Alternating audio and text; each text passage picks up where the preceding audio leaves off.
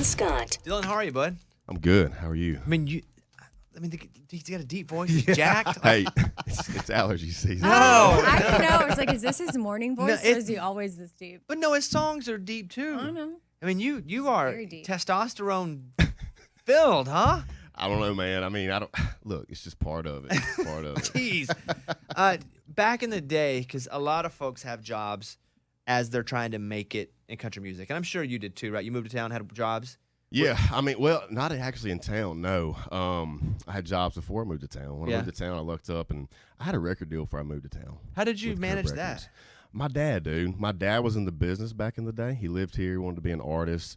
Ended up playing with guys like Freddie Fender on the road. And we were like, wasted days and wasted nights. Yeah, we know Freddie Fender. Yeah. So he did all that. So my dad growing up, he would bring me back and forth to Nashville, and I met certain people. And honestly, dude, I lucked up. I met the right people, and signed with Curb. What were you doing before you got it? And my point was, I mean, you had to be doing something like teaching people how to do push-ups or like something, because you're just a monster. No, I'm not a monster, man. I'm only like 5'10". But no, I mean, I worked little odds and ends jobs, summer jobs. I've done construction. I did work at a gym. You did? I was not a personal trainer, but I worked at the gym. But when I moved to town, I was just writing music, and luckily had a pub deal that helped me pay my bills. Amy used to work at a gym. I did. I worked the front desk at Gold. That's what I did, the front desk. Really? Yeah. Welcome to Made Gold. smoothies Yeah. and stuff. Don't forget to do your thing. Yeah. Where'd you grow up? Bastrop, Louisiana. And Probably never heard of it. What's it near? Monroe. Okay, then I know where it is. Yeah. Yeah, being from Arkansas, we'd go all up and down Louisiana playing baseball mostly. That's right. Were you a sports guy? Did you play sports at all? I played basketball till my junior year of high school, till I realized I was not going to get any taller. So I thought I better just hang it up and stick to music. So his name's Dylan Scott. I'm for sure you've heard his massive songs on the radio. I feel like now is the time where people are going to start recognizing who you are, like by seeing you, right? That's the hard thing as a dude in country music, because there are a lot of folks out there putting out music. Yeah. And so you have to have kind of 2 or 3 big songs for people to go, oh, that's that guy. Otherwise, you're like, all right, I know that song from somewhere, but I think this new song you have, I think this is the one for you. Man, I hope so. You know, this is it's everybody's dream that moves to town, right? To play music, but I've been blessed the past few years to have a couple of hits at the radio, you know, and so I'm on my 3rd hit right now, which means a lot. So, you know, whether they recognize me or not, that's not really. No, it's what happening about, though. You know? That is what it's about. I just want a long career of just like playing music, you know, not having to go back to the front. Nobody. Yeah. That's the best song. I mean, that is your best song. I appreciate it. How'd you pick that one? So a lot of my writing, when I write a song, I'm not like, oh, this is a great song. Like, I'm pretty hard on my writing. And so I have to live with something 2 or 3 weeks and go, you know what, I can hear it. But with Nobody, it was not like that. We wrote on the back of the bus in New York State. I knew from the moment we wrote it, it was going to be possibly one of my biggest songs, just because I wanted to write a simple love song. I mean, how simple does it get for nobody, right? But the melody was so infectious, I knew, like, man, surely this is it, right? It is it, because mostly I hear songs, I'm like, all right, whatever, another one, just end so I can start talking on the radio. Yeah.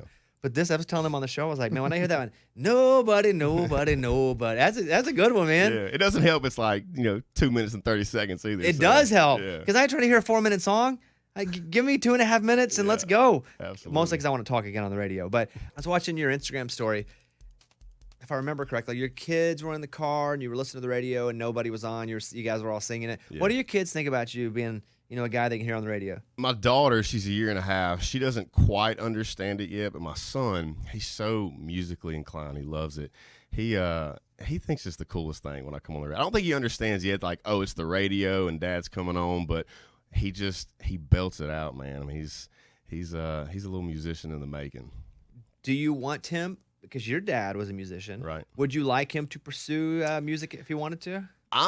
My parents never pushed me to do music. Obviously, my parents, they were like, hey, you do what you want to do. And since I want to do music, they backed me 100%. That's kind of the way I am, If Beckett, that's my son's name, if he wants to do music, I'm behind him 100%. But it's really anything he wants to do, I'm behind him 100%. I bet it's cool, too, when you're playing live shows and you finally get a hit and you can play something that people can sing back to that's not a cover. Yeah, absolutely. Somebody asked me the other day, like, what's it feel like to be on stage, somebody hearing your song? Like, man, I've never done drugs, and I don't drink a lot. So, I mean, I would imagine it's something along the lines of doing that. But It's a great feeling, dude.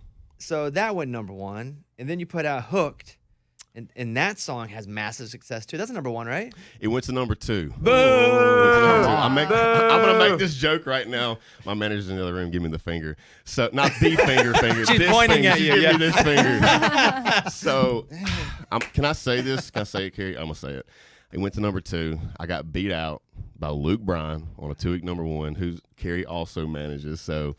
Never Which, heard by of the him. way, His career's never gonna go. Yeah. By the way, right now we're pushing for another number 1 with Nobody, and I have another Luke I have to get around, which is Luke's Cole. So I'm getting Luked right now, man. It only went to number 2. I thought it was a number 1. It felt like a number 1. And that's what matters right there. I tell everybody it's number 1. You could have lied to me, and I've been like, "Yep, told you guys." Yeah. You know, I was talking to Amy, and I was like, Dylan Scott's never been on the show before. Yeah. And she was like, "No, I think he's been in because we played him a lot." And I was like, "I don't think he has. You're the final judge here. Have you been on the show?" I've never been here. I told you. And I've been waiting 3 years. Well, Scuba Steve just sent me a text because I was perplexed by it, and he said, "Hey, you probably see him every day driving to work because there's a banner on Music Row with his face That's on right, it." your My face. big old mug. Yeah, on Music Row, and so maybe that's what it is. I'm like, no, he's been in, but maybe it's because I drive by you every day. You going out with time. Luke on tour? We're going with Luke Bryan on tour. Yeah, proud to be right here tour. It's going to be, after the past year, all of us artists have, but just, us in general, of no touring, coming back to the biggest tour of my life, it's pretty amazing. Yeah, that's pretty good. He's a fair. Watch out. He gets a little handsy. If you know what I'm saying. Watch out for that guy. Dylan Scott. You guys can follow him on Instagram. Dylan Scott Country.